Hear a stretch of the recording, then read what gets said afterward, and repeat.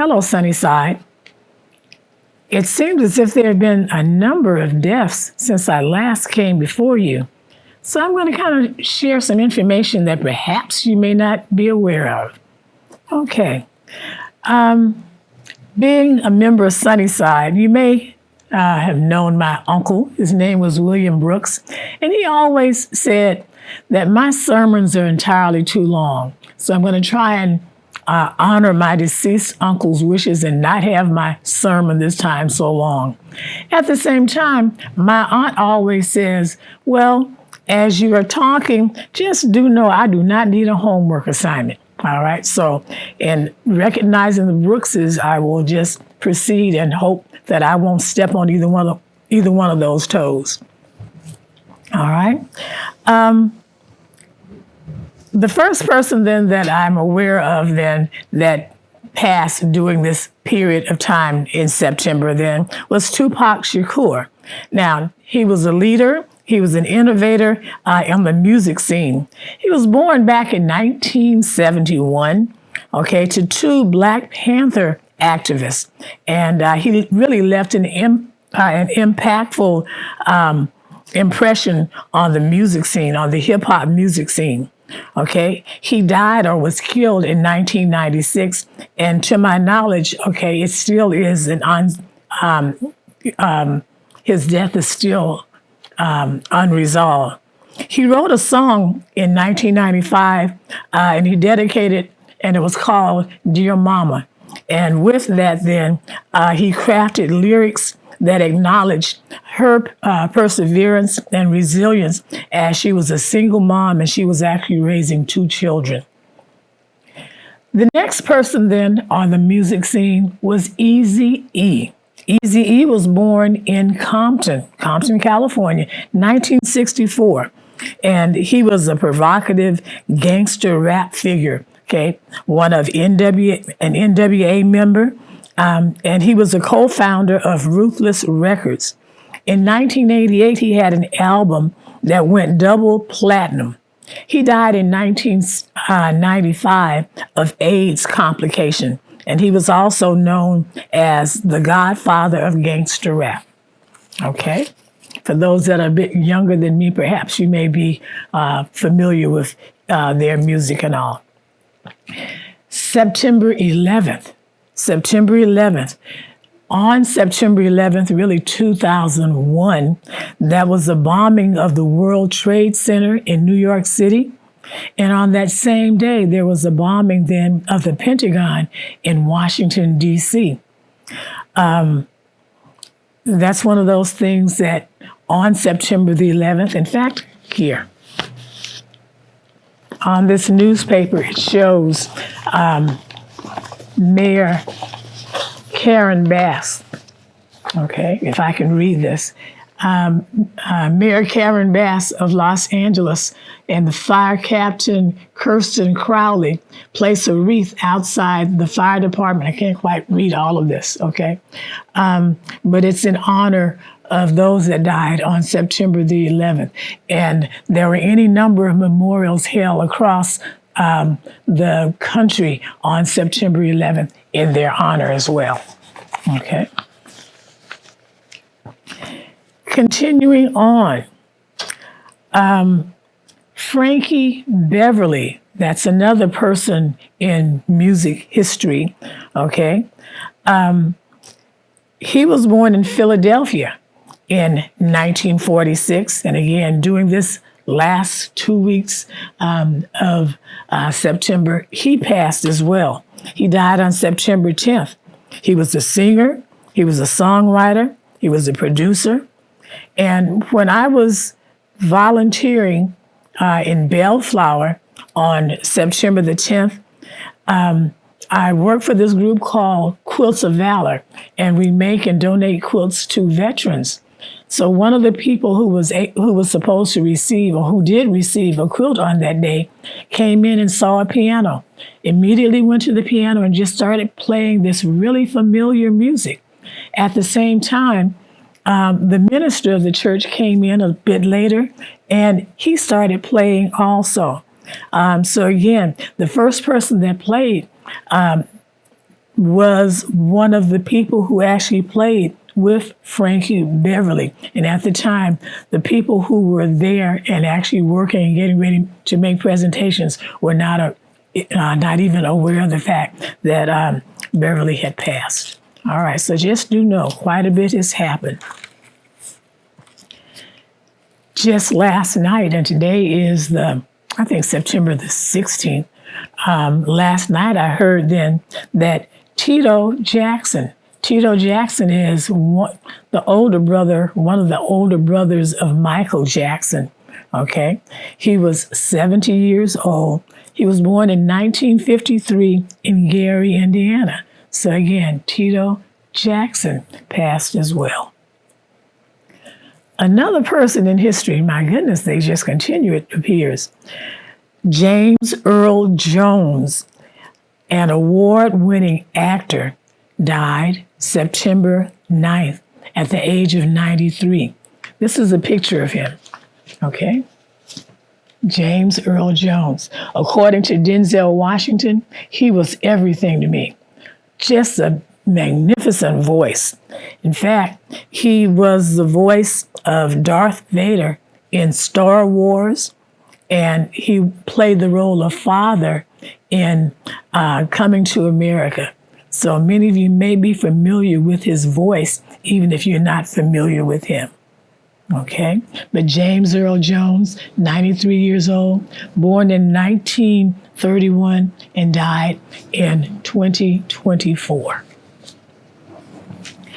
As I'm getting ready to close out, Booker, that's my uncle, all right, there are some things that happened historically during this time in Black history.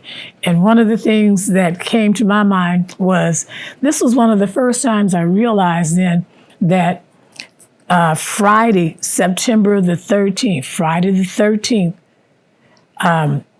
came, there were some things that happened in 1963, some 61 years ago. 61 years ago, Friday the 13th, I was in the 10th grade at Ullman High School, and I was speaking with a classmate of mine. Her name was Cynthia Wesley. I have a quilt that I'd like to share with you. I don't know if we can do it now or at the end, but just do know that I'm going to share a quilt with you, and it is of Cynthia Wesley. The thing that was interesting to me about that is I also didn't realize this past Sunday, September the 15th in Black history, was a day also. It ended up being a Sunday. It was the day that the 16th Street Baptist Church was actually bombed, and there were 4 girls killed at that time. My aunt, and again, back in Birmingham, my family has, there were just 5 houses of us, okay? One of my aunts came over, and she was just really, really nervous. She was just rubbing. She just couldn't get past this feeling that she had. And finally, she just said, well, I just won't go to church today because she just didn't feel well. If you're from Birmingham, back during that time, there is this sound that you would tend to hear. And actually, the sound was of bombs going off. Only later on that day, we came to realize then that the bomb that went off was the bombing of the 16th Street Baptist Church. And at that time, 4 girls were killed. 4 girls, all right? So they are a part of our history. And just be aware that today you hear the expression voter suppression. There were so many things that were just happening really at 16th Street Baptist Church. It was believed, that was where there were mass meetings held. Any number of things then got its start there at that church. And the hate, was so strong then that those KKK members felt then that they should just let their feelings be known. And so they put sticks of dynamite in the side of the church. I became aware of what had happened to Cynthia and what had happened to the girls when I looked at a movie called Selma. And just really seeing that movie traumatized me because I knew that those girls were definitely not from Selma. They were from Birmingham because, again, one of them was one of my classmates. So on Sunday, September 15th, this past Sunday, okay, that was the 61st anniversary of the death of the 4 girls there in Birmingham. Now, back in July of last year, 2023, my husband and I went to the church, 16th Street Baptist Church, and I took a quilt that I had made of the 4 girls, and I'm going to try and show you this picture now, okay? And while we were in front of the church, can you actually see that? Okay. While we were in front of the church, a car passed by. Well, actually, in 2 different situations. In one situation, a man passed by and asked if he wanted me and my husband to hold the quilt so that he could take a picture of it. Okay, so that was really a blessing because it was really early in the morning before crowds came out. Okay, and later on, as we were just holding the quilts and he was taking pictures, a man on a red car passed by, and it's like he screeched, came in reverse, and he just shouted out, "Wait a minute, where did you get that rug from?" And I said, "This isn't a rug. This isn't a rug." He said, "Where did you get that from?" He said, "That is the 4 girls." I said, "Yeah, I know that." I said, "It's not a rug, it's actually a quilt, and I made it." And he went on to say that he is married to the 5th girl, the 5th girl being the one that actually survived the bombing, okay? And he said that there were no assistance was given to her, and even today, she has written a book, and the book that she has written is called The 5th Little Girl, the sole survivor of the 16th Street Baptist Church bombing, the Sarah Collins Rudolph story. Now, at that time, Sarah, again, this little girl, okay, was blinded. So she ended up being in the hospital some 2 months and was not able to attend her sister's funeral, okay? But today she is able to see. So praise God for that. All right. And as I was reading the book, I came to realize what had happened to my friend Cynthia. Cynthia was decapitated by the bomb. Okay. Decapitated means that her head was literally blown off.